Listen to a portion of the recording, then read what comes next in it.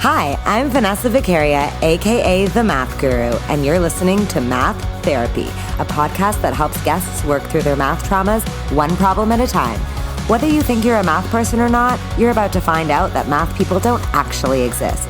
But the scars that math class left on many of us definitely do. And don't worry, no calculators or actual math were involved in the making of this podcast. Hi guys, and welcome to the first episode ever made in the history of this planet of math therapy. So I decided to just go for it and start with a bang. So today I'm talking to S1E Verma, who is basically a superhuman. Don't worry, he's not a math genius or even a math hater or really anything. He's actually like a math neutralist. Is that a thing? Like, he just doesn't even really give a shit about math, despite the fact that he was pretty good at it.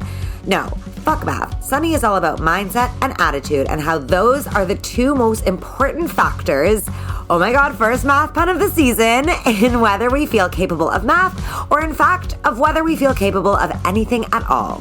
Let's give the guy some street cred. S1E is the founder of TutorBright, one of the world's largest in-home tutoring companies that primarily focuses on raising self-esteem and self-worth. S1E is a speaker and an expert in the self-esteem and education realms, and he's all over the news like all the time. Guys, S1E is recognized as one of the top experts in happiness by the Napoleon Hill Foundation. So cool. All right, first episode of the season. Let's do it! S1E, welcome to the podcast. Thank you for having me. Okay, one of the coolest things I think about you is while so many tutors really focus on educational content, like curriculum content and grades, you have such a strong belief in attitude and mindset as one of the key factors to doing well in school. Yeah. So in terms of math, I think that's kind of what I want to talk to you about is, I know TutorBright tutors all sorts of subjects, but when it comes to math, like, how did you feel about math when you were growing up? I loved math. Always?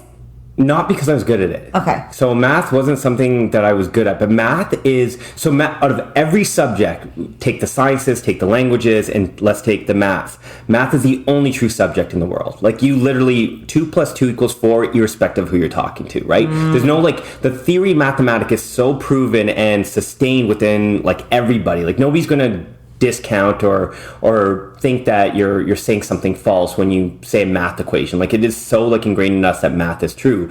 So what math did is, like, irrespective of how I answered the question, if I was right, I was right. Versus English or even in science, there's some, like, theories that get disproven and get changed over and over in time, but that's not the case with math. So I loved math. Well, I loved and hated math. I hated it because I was never really good at it, but I loved it because it's like where you get the light bulb moments. It's like the practicing of the ahas. Like, you're like, oh shit, that actually makes sense. Yeah. I never had that with any other subject. You either got it or you didn't get it. Yeah, actually, that's really true when I think about it too. Like, yeah, like, you're definitely like, what's happening. A lot of subjects are just memorizing or just like, yeah, like, let's say English, like, you write an essay and you're really proud of it, but there's still not really an opportunity for the, like, all of a sudden having an epiphany of being like, oh my god. If you write an English essay and you get 90% on it, that 10% that you didn't get is very subjective. Yeah, exactly. Even that 90% is very subjective. In math, it's not. Yeah. It's very objective. You either got it or you didn't get it. And that's when you get it. That's like, you can't memorize math. You can't rely on that. You have to rely on, like, comprehension, understanding. And a lot of this is like, you know, you do it over and over again. It's like, then it just kind of clicks out of nowhere. So with math, like, every time I felt really insecure about it and I'd, like, actually test my resilience and my hard work and I have these, like, kind of, like, interesting breakthrough moments, I was like, oh, I kind of get this actually. And then I could apply on the test and it kind of showed in the fruition of the results, like, hey, I didn't do so poorly. It made me feel great. Like, I was like, shit, I'm in control, because it's like, nothing's luck, because it wasn't subjective, right? Because with English, I'm like, oh, my teacher was being nice to me. Right. You can't be nice on a math test. Yeah. You either got it or you didn't get it. That was the best part. It's like, those epiphanies and breakthroughs showed me of things that I thought I wasn't capable of, that I could with hard work and dedication. I love that. That's amazing. So that's really interesting because, I mean, so what would you do, let's say, if you really didn't understand something? Like, how would you work hard at it? Okay, so the one thing with math is not necessarily about working harder in the sense you can't do the same thing over and over again if you keep making the same mistake. Right. If anything, you're digging down the wrong path. Right. Then you don't want to do that. But you have to get the right information, right? So the thing with math is that, okay, this is the biggest problem with it, is that we teach it by like a written format. It's really fucked up, right? Like you can look at like a textbook. It's like just written text over and over again that you have to answer now a specific question. It actually has no context. Right. You have to create context around math. So like thinking about how it can be practically used in your life for example, like if you're learning angles and geometry, you can think about shooting hoops. You could think about like, you know, hitting a puck with the stick. You can think about it in a multitude of ways, but it's just not the way it's taught. Even like baking. Baking is one of the best ways of that I learned about ratios. You know, like when somebody's like, that's 2 to 1 or whatever, then if something's like, hey, you need 2, teaspoons of baking soda to 1 like teaspoon of water, it'd be like, oh, that makes sense. Yeah. Right? That actually makes sense. You can practically use it. So for me, when I didn't get it, it was like finding the context and why I'm learning it. And that's the thing, in school, we don't teach this context. It's very black and white. It shouldn't be, because math is everything. When somebody talks about math and they say, it's not for them, or like I'm not a math person. I'm not a math. I'm not a math. I hear this all the time. I'm not a math person. You are. If you live in today's world, if you lived in any point in history, you have to be a math person. Everything is computation. Everything. So what do you think people mean, like when they say I'm not a math person? Like in my experience, they literally like. I just think it's fact. Like, you're not a math person. Like, I'm always like, what does that mean? Like, that means you are to most people, I really think not being a math person means that they legit feel they are incapable of comprehending math. Yeah, but you can. Like, I mean, it's like saying you can't see when you're looking at something. You genuinely are seeing. you just, for some reason, somebody's fed you some bullshit. Right. And you continue to eat it. Yeah. Right? You've been fed this at one point in your life, and now you're consistently asking for the same meal every time you say it, even though it tastes like shit. I love it. Well, so this is why I started math therapy, right? We were talking about this before, this idea that like at some point in many people's lives, they have been taught or told or made to believe that they are, I'm using air quotes, not a math person, right? So they can't do math. And they carry this with them for the rest of their lives. So like, what's so crazy is, I mean, what I'm trying to do is like, how do we undo that, right? Like, forget kids who, well, obviously that's like our bread and butter, is actually like preventing these beliefs from actually formulating and like digging themselves a little trench, like within the human spirit for the rest of their lives. Like, how do we unpack this with adults so they can let go of it? Oh, this is such a good question. I love it. Okay, so there's a couple things here. Okay. You said this earlier, it's trauma. Right? You told me pre this recording that math, like when you suck at math, it's extremely traumatic. And then I was like, oh, that's like PTSD, post-traumatic stress disorder, right? So we have to start to think about this as like a real thing, like totally. a real Oh my God, I totally agree. Yes. So it's like shit that happened in our past that we're carrying into today. Like anything that's going to cause trauma in our life is one, if we ever revisit it, we're going to feel the same sense of fear, the shaking, the nerves. And that's why when adults see numbers now, they're like, oh my God, like I can't, they don't even try, right? They shut down. But that's exactly it. So in order to get out of PTSD, if it's math or anything, but let's keep it with math, how do you get out of it becomes a question. The thing is that we don't have a reverse phrase for PTSD. When I think about PTSD, and if you want to get out of it, you have to know what the opposite of PTSD is. So if we did it, it would be post healing relaxed order. Did you just make that up right now? Yes, that's exactly it. Post healing relaxed order. That's what it would be. The opposite of trauma is healing. The opposite of stress is relaxed, and the opposite of disorder is order. Right? Oh, man. Okay, wow. So the only thing, and the only way that you find a post-healing relaxed order is putting yourself in the same situations, re-experiencing it with a new frame of mind. I'm loving this. This is so good. It's with a brand new frame of mind. Okay. Think about this, okay? So where did you grow up? Here, Toronto. Okay. Did you always live in the same house growing up? I did. Okay. Elementary school, you graduated, I'm sure, some time ago. Have you ever revisited your elementary school? I actually gave a talk there a few weeks ago. Okay, when you walked in, did it feel a lot smaller than what you remembered it to be? Yes. Okay, this is my point. Okay. So, as adults, we have the amazing opportunity to revisit physical places in our past And when we go there, for some fucked up reason, it looks way smaller than what we remember it to be. Like always? Always. When you visit your childhood house, yours is still your house, so it's a little bit different. You're always like, I always thought my room was a lot bigger than what it is. Well, yeah, even now when I go in my room, though, I am like, well, what? And it's not that you necessarily physically got a lot bigger, right? Even with the school, right? It's the same thing. Like when you walk into like your old like elementary classroom, you're like, wait a second, this is way smaller than what I originally less intimidating, all these things. But these are physical things that happen in life. Now the coolest thing is that we have to now think about how do we take the mental conditioning that has happened to us and revisit it. Does it involve psychedelics? It could, for sure. Without question, it could involve psychedelics. And let's say you can't use psychedelics, right? And you have to revisit moments in your past. If you revisit them, the thing is you've given them credit to be a lot larger than what they are. So when you first fail that math test or you fucked up that assignment, whatever it is, you hold that with you as if it was extremely traumatic. You don't ever go revisit it because of the fear, right? Yeah. So you've made it bigger than what it really is, just like we made the classroom bigger than what it really is. So going back and putting yourself in situations to relearn it is so critical because it's going to do a few things. One, it's going to show you that it's nowhere near as impossible as once you gave it credit for. Right. The second thing, once you start to do decent at it, because math is fucking logical. Like it's so logical. Like I said, if you can live by the 24-hour clock, you are a math person. Yeah. If you're like, I get it. This was an hour. You are a math person. That's it. And that's every human being, right? So the beauty of it is that if you actually allow yourself to revisit it, go back, give yourself the permission to revisit math, start trying it just simply. You know what actually happens? You're like, shit, this is way fucking easier than once I first started. And then this transcends in everything and anything you're ever going to put your mind to.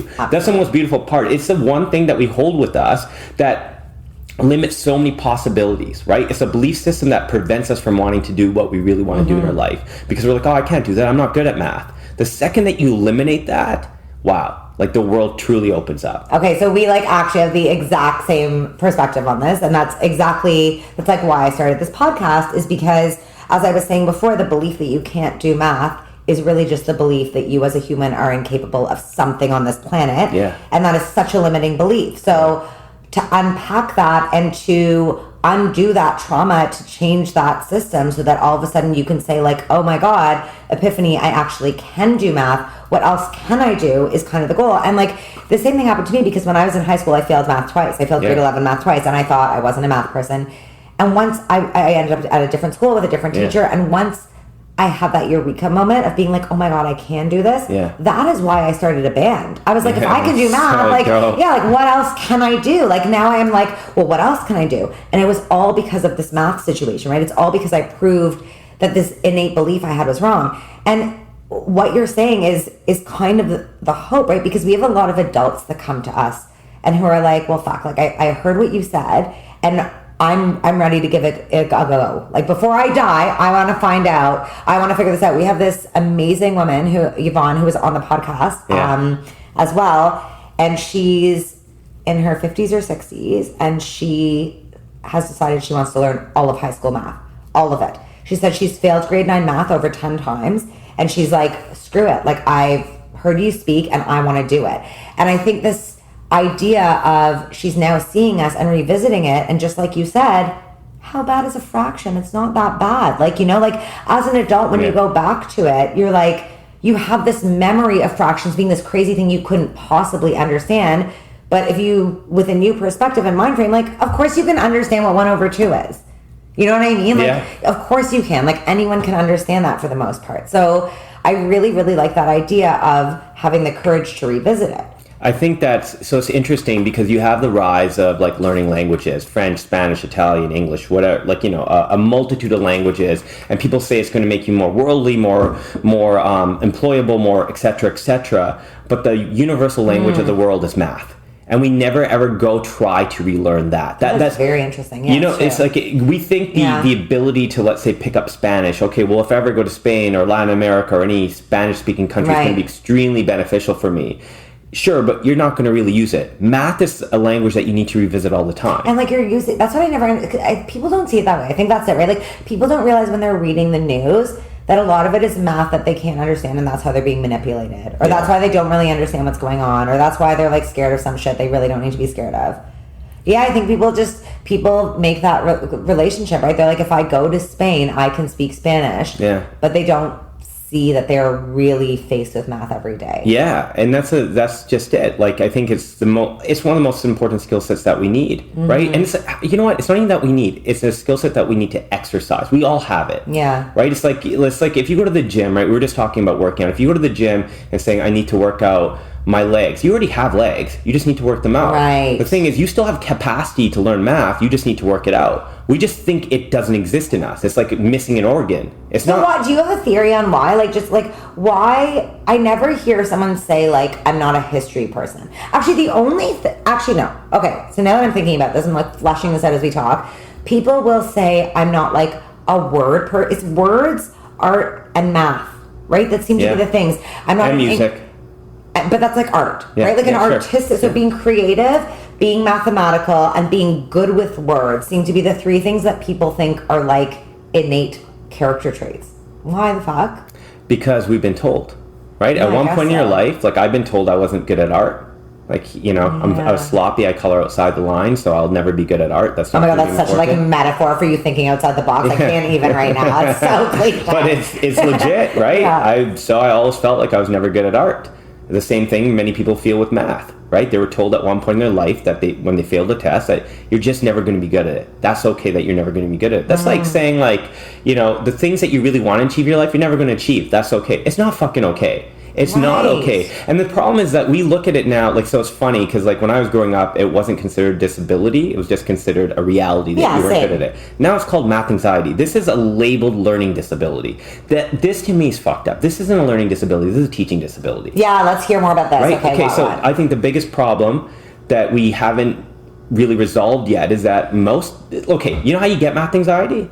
Tell me. It's contagious. Yeah, that's fucked up. This is not a viral infection, right? It just means your teacher was really shitty, hated math, and now has to teach it to you. Yeah. Right? So you have this longevity, generational pushing over of math anxiety. So you have all these kids that are getting more and more fearful because their teacher had the fear of it. Or like their parents, right? Or their parents. Or society, like, or whatever it is, right? That pushes it on you.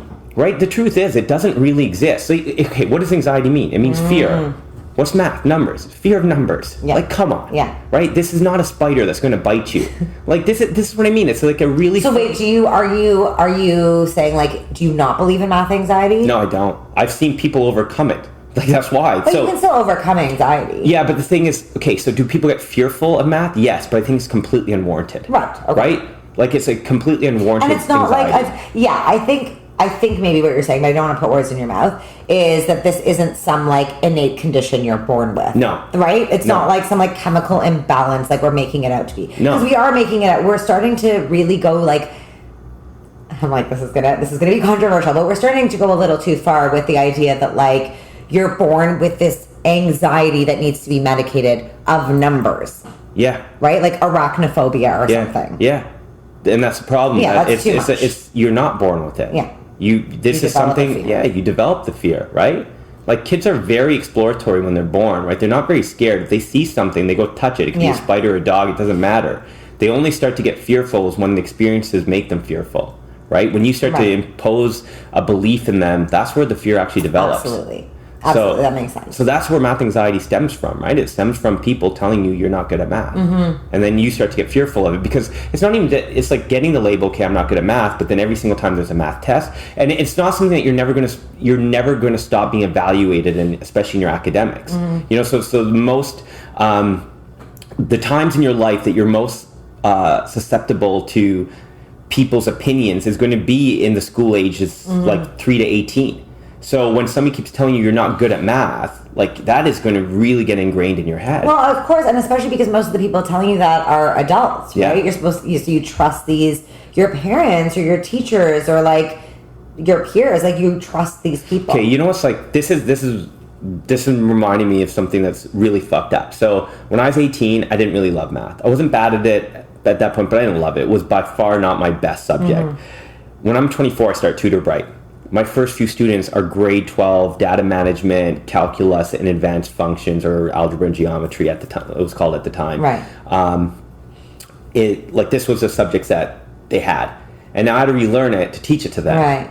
And when I was relearning it, I was like, did it just get easier? Right. That's what I was thinking. I was like, did this shit just get way easier? Or am I smarter? I wasn't any bit smarter. I just approached it differently. Like, the thing is, like, I remember my math teacher standing at the front of the classroom being like, pay attention because this unit's really hard. But I love when teachers say that. Right? You're like, why are you saying that? Why are you fucking, like... I know. Like, you're essentially setting me up for failure. Yeah. I already dislike it. Now I'm not even going to pay attention. Right. Like, you told me, like, there's no point. You didn't say pay attention. You said there's no point in paying attention because this unit's hard. You might as well just said that, because I'm thinking, well, I didn't get the previous unit. How am I going to pay attention to this one? So the thing is, what we've done, we've set ourselves up for extreme failure. Right? We set ourselves up to be taught that it's better to never try than to try and fail. But if you don't try, you fail by default. Yeah. And that's the biggest challenge that I think we see with math. Like, math, well, not even just math, anything that you're ever going to do in this world starts with one thing, and that starts with trying, right? Mm-hmm. But we prevent trying by consistently imposing a mentality that you suck or you're not good enough. It's like painful to try. Like, what is that about? Like, because I've been thinking about this recently, because I know both of us do a lot of work around failure, right? We're like huge proponents of failure, and I know that, like, literally pretty much every great thing, not every great thing, but like 90% of the great things that have happened to me have happened as a result of failing. You know, like either failing and like learning something from it, or failing and then something else happening that I didn't anticipate that was better than like the initial desired outcome or whatever it is. So I've been trying to think, when I talk to kids who have like, you know, diagnosed math anxiety, when you really dig down and you're like, why are you nervous for the test? Right? I read this quote somewhere that like, all roads leading from anxiety lead into homelessness, and I thought it was really funny because it's so true. You ask someone, why are you nervous about this math test? And they'll be like, because I might fail. And then you're like, okay, so what will happen if you fail? Well, I'll get a bad mark. And then what happens? I won't get into university. And then what happens? I won't get a job. And then what? I'll be homeless. And you're like, is that really going to happen? And most times when you ask that, kids are like, well, no. Right? Like, no, that's not going to happen. Right? And then you start backtracking to be like, so what exactly is the fear of failure based on? Like, why are we scared of failing then? Do you have any ideas? I just think it's how we define failure, right? Because it's interesting because we keep thinking it as an absolute. So if I fail this math test, I'm going to fail the subject. If I fail the subject, I'm not getting into university. If I don't get into university, I'm not going to have a job, etc., right? But those aren't absolute truths by any means. Right. It's the way we define failure in our life. Like, the thing is, school and our academic system is really flawed because it's taught us that success and failure are opposing opposites. They're not. Failure is an ingredient of success, right? You need, like, when you fail, you learn, right? Like, that's the most beautiful part. It's like there's so much nuggets if you're willing to go dissect your failure. And the thing is how we label failure. If you are an F student and you go to a D-, you're still considered a failure. But there's changes in your habits, your actions, your behaviors that got you from the F to the D-. If you can double down and understand what these behaviors are, this D- becomes an A over time, right? But the thing is that we just don't look at it. We just take the label, I only went from an F to D-, so I'm still a failure. Right. So the problem is that the reason why this happens is because we don't measure progress, we only measure results. Right? But progression is the most beautiful thing. Like, think about this. A baby learning to walk, they stumble and fall their entire way when they're trying to learn. They collect bruises along the way. They get hurt, right? But two things are happening. One, they have like this unconditional love, typically from their parents on the other side, that gives them like this big hug and kiss, like and picks them up while they're stumbling and falling, right? So there's no fear of failure, of learning how to walk. If there was imagine every time you stumbled while you're learning how to walk, somebody started yelling at you. God. You know how many people would be crippled right now? Yes. Be in a wheelchair? But this is what we do with math, That's right? true. Every time you stumble math, you get reprimanded. Yeah. Instead of being like, hey, that's okay, let's keep trying, it's like, oh, you're stupid. You're just not good at this. True.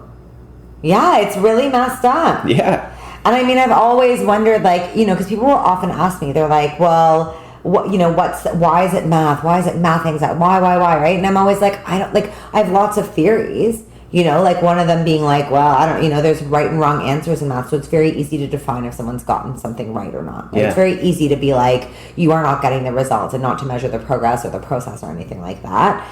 And also, like, I feel like so much of it has to do deep down with like these, like you said, the belief system we've always had, like the fact that there is a type of person that's logical and a type that's creative. Yeah. Like, so much has to do with like defining these types and then labeling. Like, we're so obsessed with labeling people. Yeah.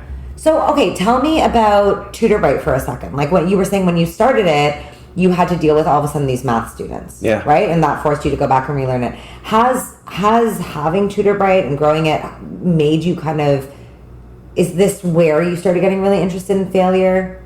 Like, I think I was always interested in failure. Okay. I think I just redefined it differently. Failure when I was in high school and in elementary school, it meant it was the opposite of success, right? Failure now means there's a fork in the road, and I can either call this my absolute end or it's an opportunity to persevere, right? Like we were talking earlier, how you had to revisit moments in your past that cause anxiety. When you are reapproached with this is the only time in your life that you can practice the skill set of resilience. Right? Resilience is born and practiced in the hardest moments of your life. You have to hit rock bottom in order to practice resilience. So for me, with TutorBright, there were so many opportunities to consistently practice resilience, right? Like as you're a business owner, this constantly happens over and over and over again.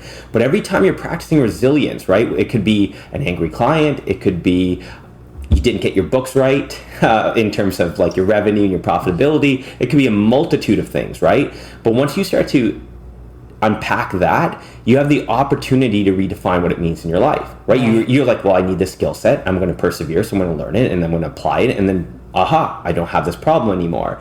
So the thing is, we don't look at math as an opportunity to practice resilience, right? For me, TutorBright gave me that platform to discover and develop my potential. Math can be that platform for anybody too.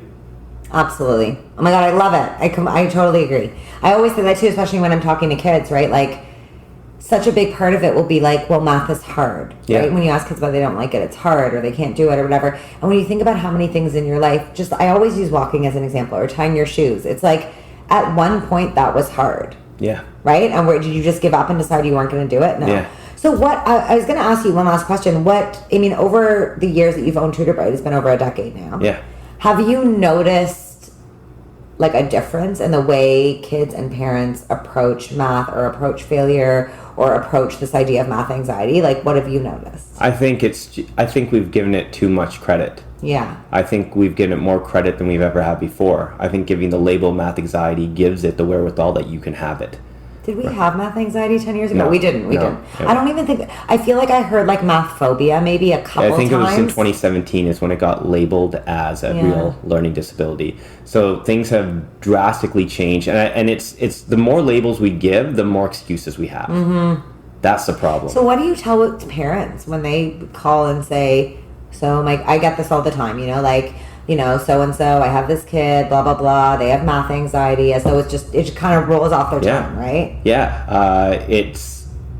I never discount it because it's something that they're definitely feeling. Mm-hmm. But the question is what limiting opportunities now is in their life? Mm-hmm. If they want to be an astronaut and now they suck at math and they believe that they're never going to be good at it, what limitations have now been imposed in their future, right? By having math anxiety, the question that we have to parents is like, do you want your child to have this label? Because that's going to prevent them from dreaming. Dreaming is the first step of achieving anything. You have to visualize it. But if you can't see it because you don't think you're ever going to have it, that's a big problem. So what if we can rectify that belief? What if we can rectify that dream? Right. I love this so much. Not just for everyone else to hear it. Like, I'm just thinking about the way I approach it as well, right? It's the same thing. Like, of course, you don't want to discount it because you are legitimately feeling anxious about math. Yeah. But I think it definitely needs to be redefined. And we have to redefine, like, the idea of being nervous in general. Because, like, I think about, like, I'm in a band, as you know. Yeah. And before every show, like, I feel like I'm going to throw up. Yeah. Like, I'm so nervous. Like, I'm like, I can't, like, I feel like I'm going to black out. And then I go out there and I perform. And most performers know this, right? Like, as you perform, it like eventually goes away and you're having the best fucking time of your life. And I heard the Beaches say this. They're one of my favorite bands. They were saying one of the reasons they don't drink before shows is because that nervousness and that adrenaline, like, they want to use that. Yeah. Right? Like that means it's important to them and they want to use that in their performance. And I think we kind of need to start redefining the use of anxiety and nervousness. Well, anxiety in the scale of emotion is the same as excitement, just perceived differently. Absolutely. Right? So if you can convert anxiety to excitement, think about what that does before a show, right? You'll be jumping higher, you'll be rocking out harder, right? Yeah. The same thing with anything. Mm-hmm. So when you have anxiety, if you can redefine it, it becomes excitement. Yeah. I love that. Okay, so you had mentioned, I think one of the coolest things about your approach to tutoring, it's very much like ours, where there is a whole piece about mindset. We're talking about anxiety, we're talking about self-worth and self-esteem, but you had mentioned that you're actually developing a curriculum surrounding that. Yeah, so tell me a bit about that. So curriculum right now is only focused on the academics, meaning the sciences, the languages, the maths, etc. And there's no rationality of why we have to learn things to the degree in which we have to learn them.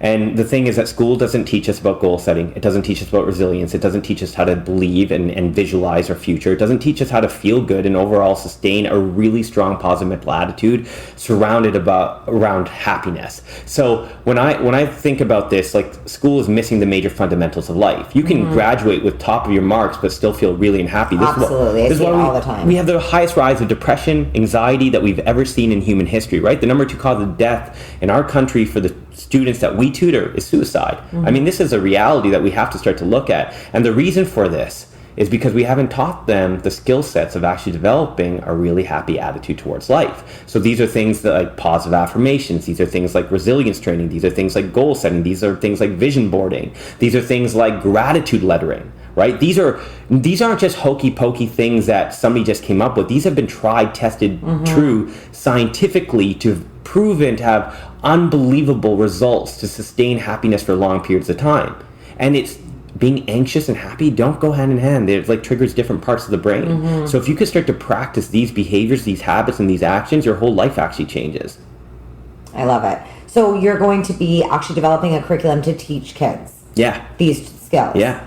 It is so insane. Like, I always think that, I think this with like the simplest thing, like even like the number of students we get who like ask for help with organization or time management. Yeah. And I'm like, how insane is it that school does not teach you how to do that? That is like a life skill. Yeah. You can be super smart and getting 100% in math and like literally not be able to get through the day. Yeah. It's nuts. Imagine schools taught us about financial literacy, right? Yeah. How to budget your money, taught us about time management and organization, and taught us how to believe and think big. Yeah. I mean, don't you think those are 3 subjects that are more important than every subject taught at school today? Absolutely. Yeah. Absolutely. Like I'm still like, okay, I don't understand why mindfulness isn't like now just officially in the curriculum. Yeah. Like, don't we want better human beings? Yeah. It's nuts. Okay, so I'm going to finish off with the 2 questions I ask everyone. First question is, what would you say to someone who professes not to be a math person? I would say, who fed you that bullshit and why do you keep eating it? Bam! Shots fired. Love it. Okay, what is the number one way? You can give a few things, but what would you change about the way math is taught in schools? So many. Give me your one, top. Qualified teachers. Teachers who love math need to teach math. Number 2, every teacher needs to be a motivational speaker. Oh, I love that Every one. teacher needs to be a motivational speaker. I feel like that's like the very opposite of what's happening. Well, yeah, if you have the unmotivated teach the next generation become motivated, there's somewhat of a disconnect, right? So the public speaking and true belief in themselves, so they can make that part contagious for all their students, I think becomes really, really critical, right? I would say measure progress, not results. Right? Math is very, like we talked about, very binary, yes or no, but there is a process in the learning around it, right? So if we can measure the progress and encourage the progress and not the results, so you're not like on the top of your class or what part we look at people in the bell curve. I think if we can, and I think lastly, I think we have to reframe it. I think everybody thinks about math to be like people look forward to art. People look forward to phys ed, but we don't look forward to math, right?